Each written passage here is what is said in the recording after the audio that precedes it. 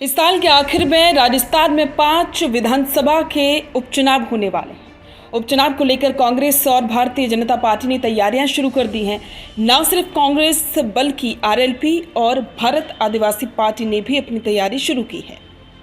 जिन सीटों पर उपचुनाव होने हैं उनमें दौसा, देवली उनियारा, झुंझुनू, खिवसर और चौरासी शामिल हैं। इनमें झुंझुनू, देवली उनियारा और दौसा में कांग्रेस का कब्जा था, जबकि खिवसर में कांग्रेस गठबंधन की सहयोगी आरएलपी और चौरासी में भारत आदिवासी पार्टी काबिज थी। उपचुनाव के आंकड़ों की बात करें तो कांग्रेस सत्ता में रहे या विपक्ष में, उसका पलड़ा हमेशा से ही भारी रहा है। पिछले 10 सालों में विधानसभा के 20 और लोकसभा की 2 सीटों पर उपचुनाव हुए। 2 लोकसभा सहित 14 विधानसभा सीटों पर कांग्रेस ने जीत दर्ज की, जबकि भाजपा ने 4, आरएलपी ने 1 और भारत आदिवासी पार्टी ने 1 सीट जीती। अगर पूर्ववर्ती गहलोत सरकार की बात करें तो उस समय साल 2019 से लेकर 2022 तक 9 विधानसभा सीटों पर उपचुनाव हुए थे, जिनमें से 7 सीटों पर कांग्रेस ने जीत दर्ज की थी।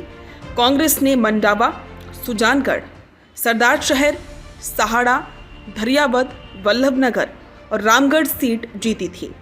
भाजपा ने राजसमंद और आरएलपी ने खिवसर सीट पर उपचुनाव जीता।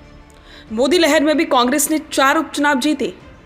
साल 2014 से लेकर 2018 तक मोदी लहर के बावजूद भी नसीराबाद, वैर, सूरतगढ़ और मांडलगढ़ सीट पर कांग्रेस ने जीत हासिल की, जबकि भाजपा के खाते में धौलपुर और कोटा दक्षिण सीट ही आ पाई थी। साल 2013 के विधानसभा चुनाव में भाजपा ने विधानसभा की 163 सीटों पर जीत दर्ज की थी। 2 लोकसभा उपचुनाव भी जीते थे। वहीं साल 2014 की अगर बात करें तो लोकसभा चुनाव में कांग्रेस का खाता नहीं खुल पाया था, लेकिन कांग्रेस ने 2018 में अजमेर के साथ साथ अलवर लोकसभा सीट पर हुए उपचुनाव में जीत हासिल की। भाजपा की सत्ता में आने के बाद साल 2024 में श्रीकरणपुर सीट पर हुए उपचुनाव में भी कांग्रेस ने जीत हासिल की। विधानसभा चुनाव के दौरान कांग्रेस उम्मीदवार गुरमीत सिंह कुन्नर की मौत के चलते उस सीट पर उपचुनाव हुए थे। वहीं हाल ही में बागीदौरा उपचुनाव में कांग्रेस गठबंधन की सहयोगी भारत आदिवासी पार्टी ने जीत दर्ज की है।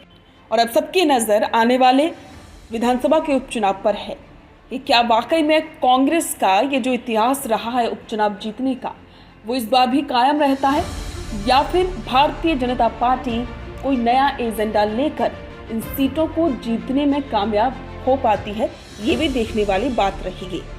एक सवाल ये भी है कि क्या कांग्रेस जिन 3 सीटों पर काबिज थी उन पर जीत हासिल कर पाएगी, क्योंकि खिवसर और चौरासी को लेकर तो यही माना जा रहा है कि वो सीटें, खिवसर सीट आरएलपी के खाते में ही जाने वाली है और चौरासी विधानसभा सीट भारत आदिवासी पार्टी के खाते में ही जाएगी।